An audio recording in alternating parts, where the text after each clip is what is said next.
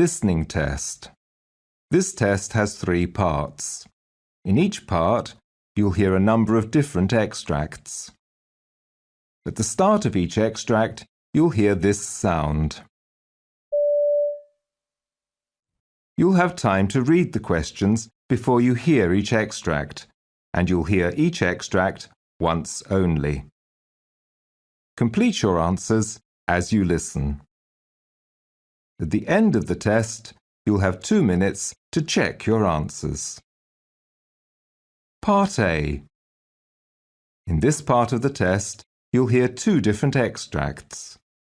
In each extract, a health professional is talking to a patient.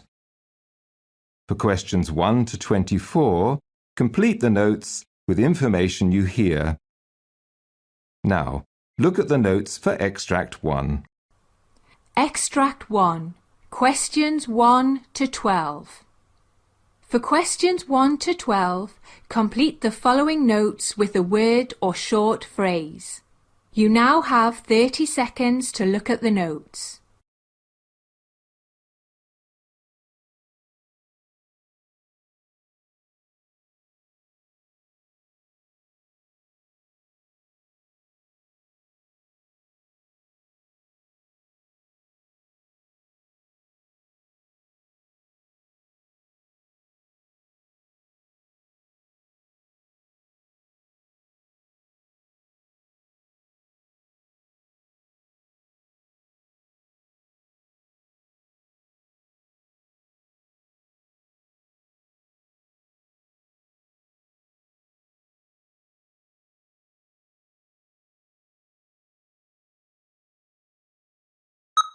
Hello, doctor. Good morning.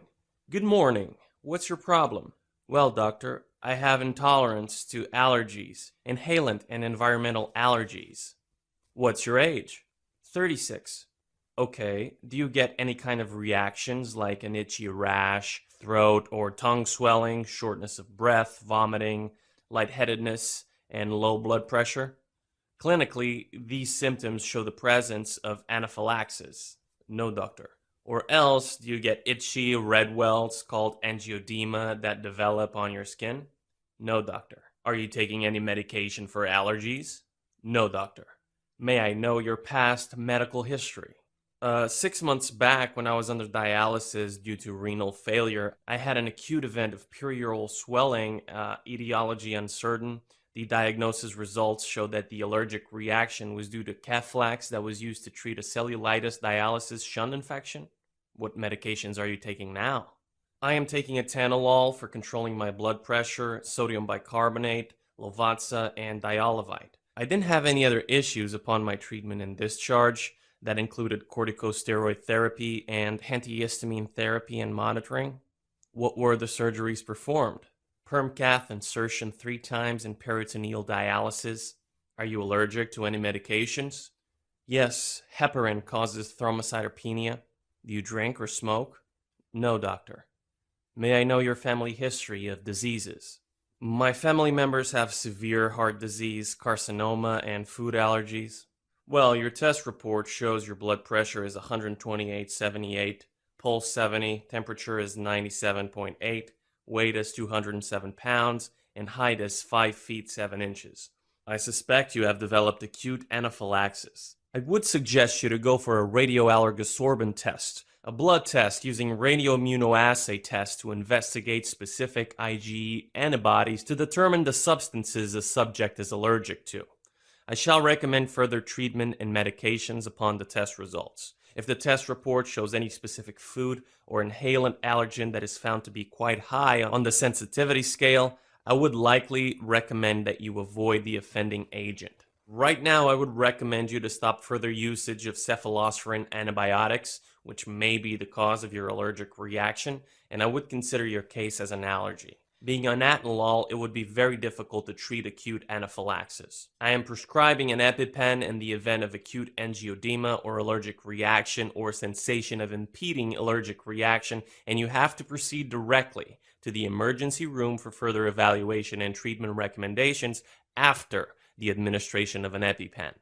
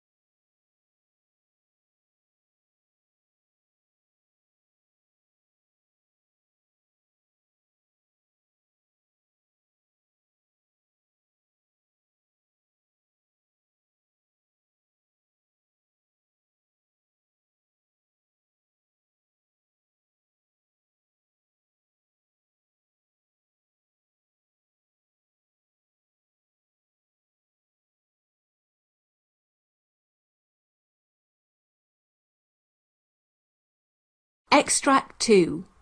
Questions 13 to 24. For questions 13 to 24, complete the following notes with a word or short phrase. You now have 30 seconds to look at the notes.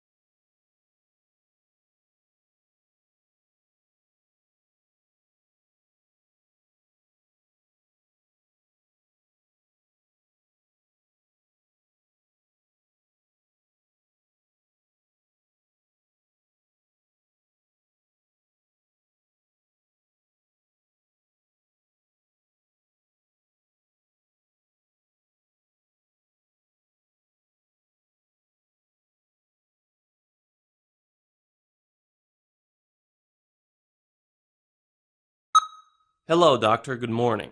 Good morning. Please be seated. May I know your problem? Well, doctor, I have multiple issues with my teeth due to severe dental disease. I have had many of my teeth removed.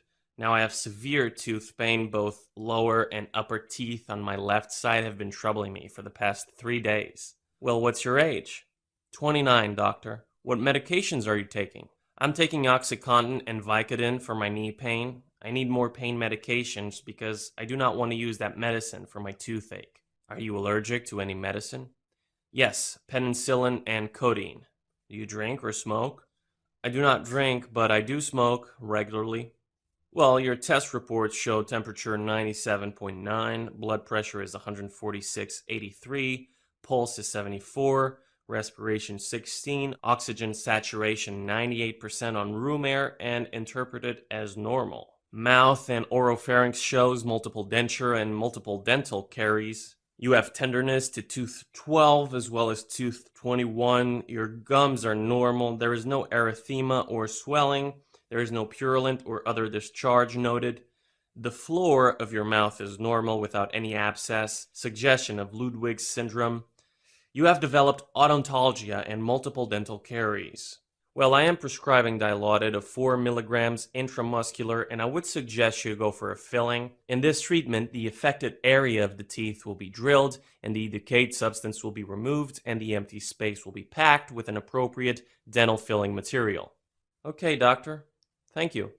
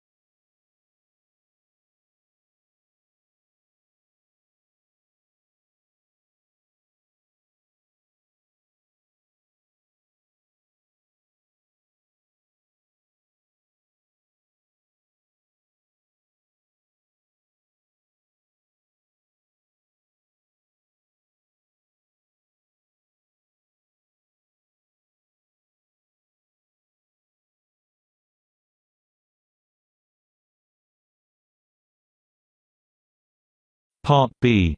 In this part of the test, you'll hear 6 different extracts. In each extract, you'll hear people talking in a different healthcare setting. For questions 25 to 30, choose the answer A, B or C which fits best according to what you hear. You'll have time to read each question before you listen. Complete your answers as you listen. Now look at question 25.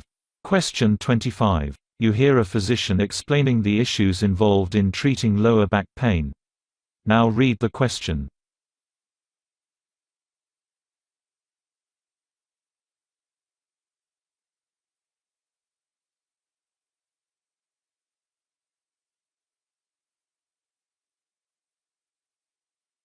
Lower back pain is one of the crucial issues in the medical field leading to disability, and it's growing alongside the aging population, which are more rapid in low-income and middle-income countries, where adequate resources to deal with this issue might not exist.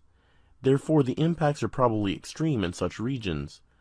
Most of the lower back pain issues are unrelated to particular identifiable spinal abnormalities, and this announcement is an alert for action on the global issue of lower back pain. Typically, most of the clinical practice guidelines suggest similar approaches for the investigation and treatment of lower back pain. Their suggestions include the use of biopsychosocial strategy with initial non-pharmacological treatment, including the suggestion of self-management and resumption of exercises, normal activities, and psychological programs for those with continuous symptoms. Nevertheless, recommendations are mainly based on the trials exclusively from high-income countries, focusing mainly on treatments rather than its prevention. Therefore, there is a massive gap between evidence and the existing practice. Without the use of suggested first-line treatments and inappropriately high use of imaging, spinal injections, opioids, and surgery. Following similar strategies will never reduce back-related disability or its consequences in the longer run. The effective treatment will be those which align the evidence with practice, focus less on spinal abnormalities, and suggestions of activities including work participation. Although we have devised effective and promising solutions that require greater attention and intensive research to establish whether they are suitable for larger-scale implementation. These potential solutions include the redesign of clinical pathways, focused strategies to implement best practice, integrated health, and occupational interventions to reduce disability with prevention strategies.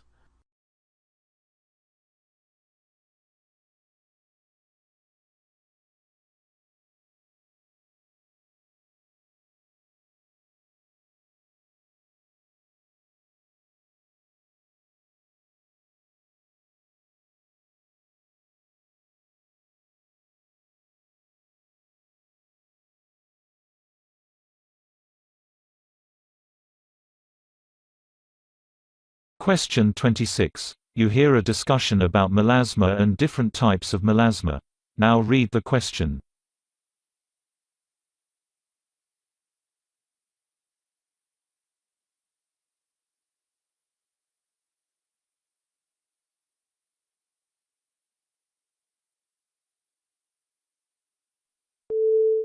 Hello, Doctor. What is melasma, and what are the types of melasma? Well, melasma is a common patchy brown, tan or blue-grey facial skin discoloration, normally seen in women during their reproductive period. It typically appears on the upper lips, upper cheeks, forehead and chin of women of 20 to 50 years of age. There are 4 types of pigmentation patterns are diagnosed in melasma: epidermal, dermal, mixed and an unnamed type found in dark-complexioned individuals. The epidermal type is characterized by the presence of excess melanin in the superficial layers of skin. Dermal melasma is defined by the presence of melanophages throughout the dermis. The mixed type includes both the dermal and epidermal type.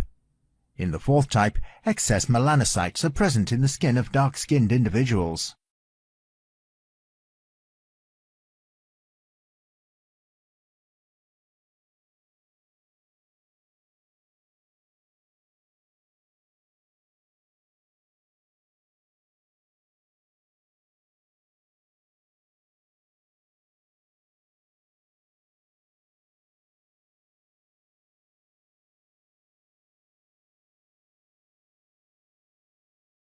Question 27. You hear a discussion between 2 doctors about VX and its effects.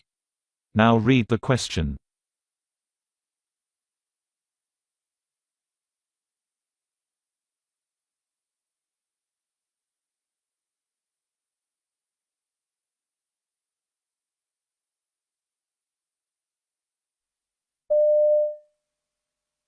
Hello, doctor. What is VX and how is it obtained?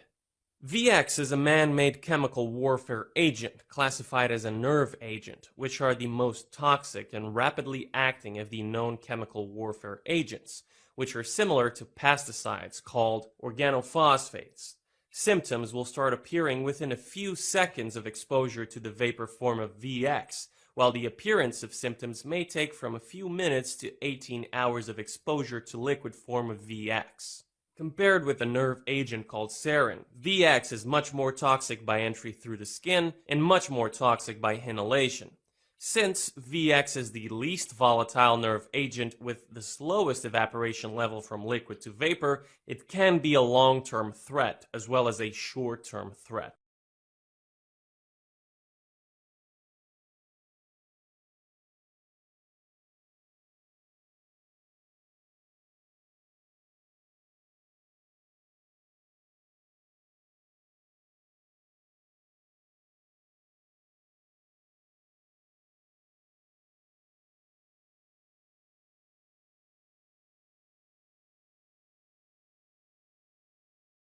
Question 28. You hear a nurse in the emergency department discussing the care of a patient with a doctor.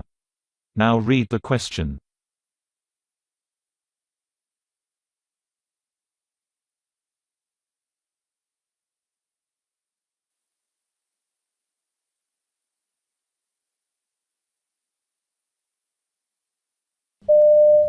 So, who have we got here? This is Adam King. He was brought in with a dislocated shoulder. He has Marfan syndrome, so we've seen him before with this. Last time he was here, the shoulder popped back in while we were putting his arm in a sling, and he was able to put it back in himself just by relaxing his muscles, but he's in quite a bit of pain right now, so he's having trouble calming down and getting those muscles relaxed. Right, I see. So, do you want to start with some nitrous and some pain relief? Yes, I think that's best, just until he calms down.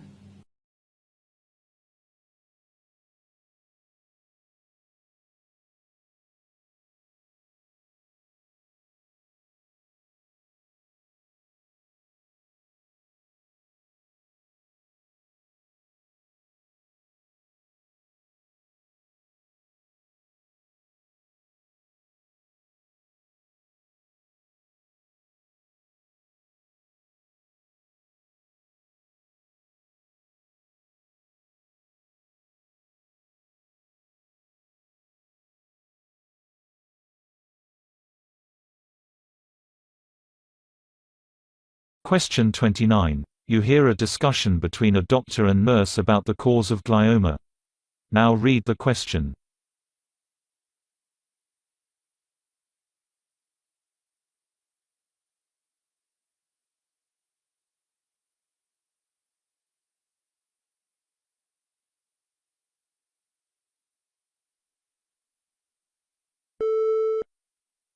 Hello, Doctor. What is glioma, and what is the exact cause of glioma? Well, the exact cause of glioma is yet to be defined, although some hereditary disorders are known to increase the chances of developing these tumours. Examples of glioma include tuberous sclerosis and neurofibromatosis. Depending on the specific type of cells involved, gliomas are categorized into different types. Ependymoma tumor arises from the ependymal cells that are found in the brain ventricles and spinal cord. Oligodendroglioma involves the cells called oligodendrocytes that provide insulation in the form of myelin. Astrocytoma tumor involves the astrocytes, which are the cells that transport nutrients and providing structural support to neurons. Mixed gliomas are the tumors that contain a combination of cell types, such as an oligoastrocytoma, for instance.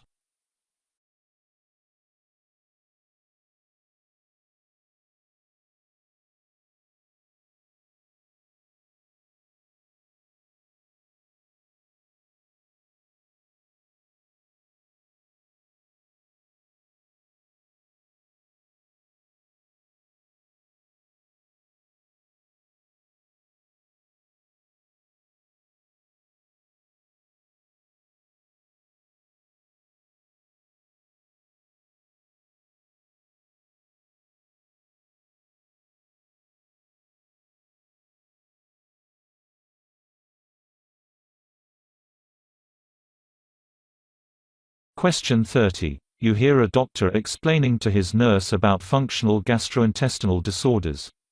Now read the question.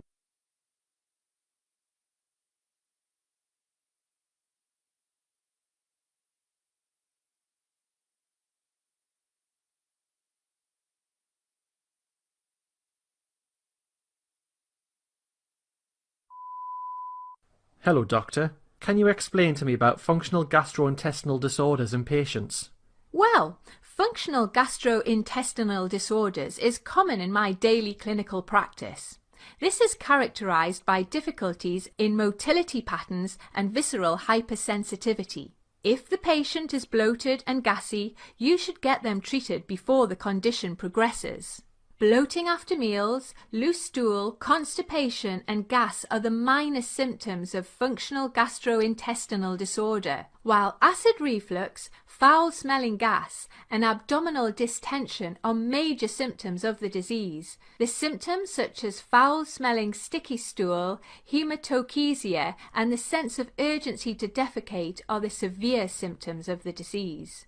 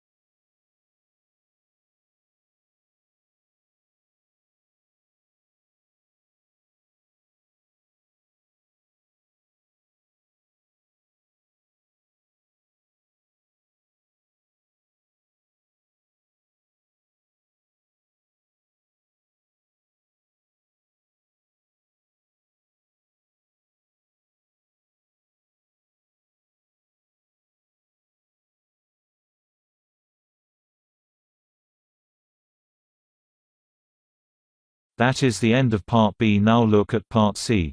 Part C. In this part of the test, you'll hear two different extracts. In each extract, you'll hear health professionals talking about aspects of their work. For questions 31 to 42, choose the answer A, B or C which fits best according to what you hear. Complete your answers as you listen. Now look at Extract 1. Extract 1. Questions 31 to 36.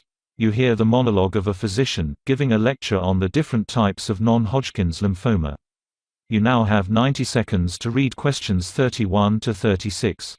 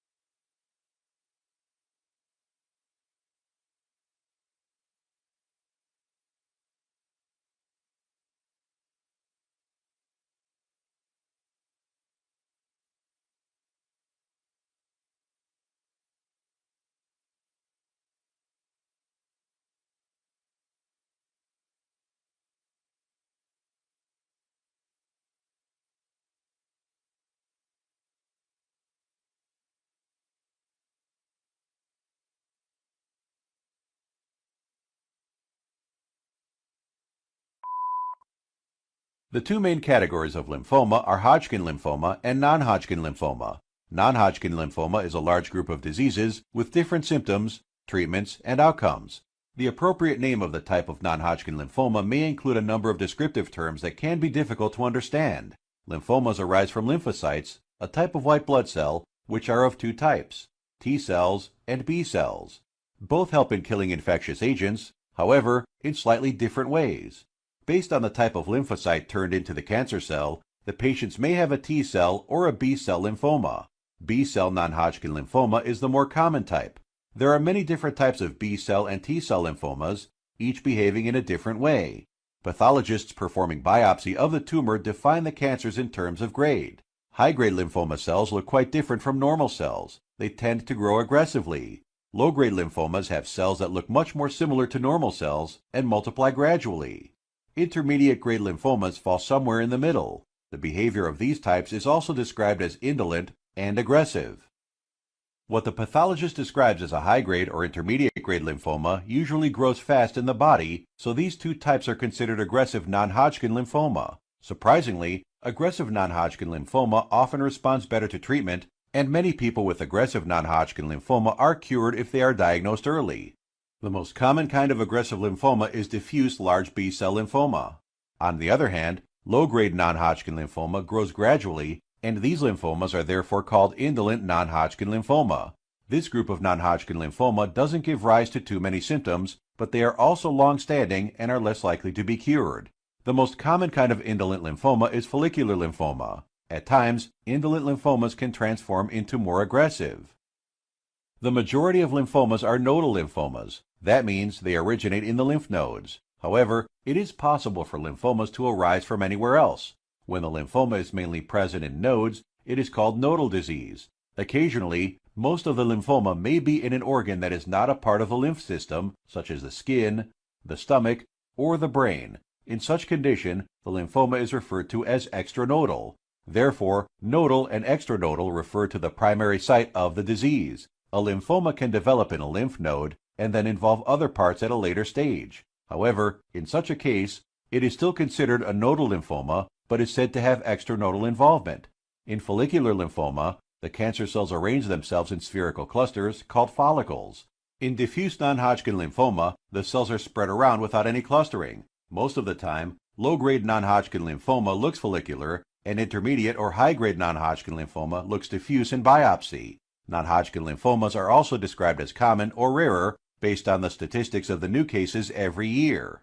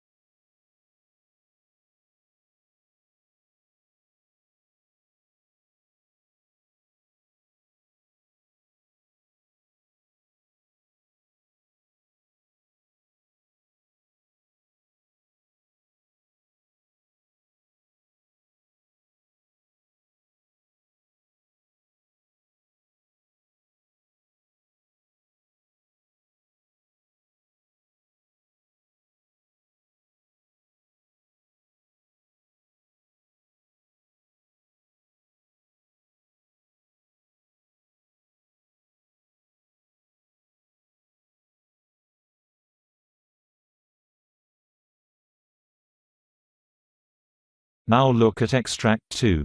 Extract 2. Questions 37 to 42. You hear a physiotherapist called Chris Maloney giving a presentation about treating a high jumper with a knee injury. You now have 90 seconds to read questions 37 to 42.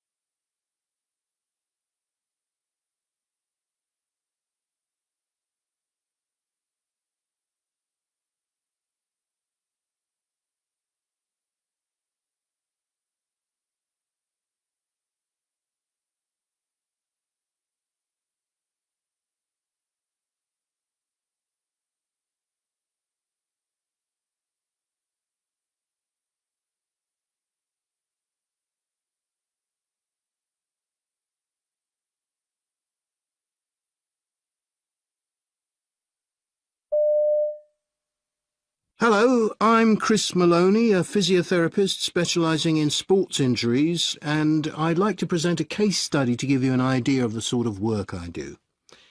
It features a very successful high jumper in her mid-20s who was referred to me with severe pain in her right knee, and that's the leg she takes off from when she jumps. What's more, when she'd stepped up her training in preparation for a big competition, the pain worsened, and she'd been forced to pull out of the event. After that, she'd taken several months off training to rest and get treatment from various therapists. To her dismay, however, not only did the pain continue, it actually got worse, meaning she was unable to do any strength training, let alone jump-specific work. By the time I saw her, she was on the verge of giving up, having lost virtually all belief in her ability. My initial assessment quickly confirmed patellar tendinitis in the affected knee, accompanied by some swelling and significant tenderness over the lower part of the kneecap. This wasn't difficult to diagnose. I also noted that she was slightly overweight for her height and had rather flat feet, but that's not so unusual in high jumpers. Further assessment revealed that the gluteal muscles connecting the hips and thighs were considerably less sturdy than you'd expect in an athlete of this calibre, and both the lateral retinaculum connecting the patella to the femur and the iliotibial band, the ligament running down the outside of the thigh, were tight and tender. As a first stage, I was keen to show I could help by relieving some of the pain, so I worked at loosening her lateral retinaculum to see how much of the tendon pain was due to inflammation and how much came from restriction of normal patellar movement. This manipulation and massage instantly cleared the pain she'd felt while doing a single-leg dip exercise, where you stand on one leg and bend the knee. This indicated that her tendon pain was most likely due to patellofemoral joint dysfunction, caused by muscle imbalance and poor biomechanics, and not by an active inflammatory process or partial tear in her patellar tendon. So an MRI scan wasn't needed. The treatment continued along similar lines for some weeks, with loosening of the lateral retinaculum and deep tissue massage of the iliotibial band and other muscles. One option at this point was something called taping. This is a way of reducing pain so that athletes can continue with strength exercises. But it seemed clear from early on that we shouldn't put taping on this patient's patella and tendon until she started jumping again. She was getting pain relief and progress simply from the manual techniques, and taping might have led to problems later on. Athletes often become dependent on tape and other accessories. In other words, instead of aiming for 100% muscle strength and joint position control, they settle for 80% plus artificial support.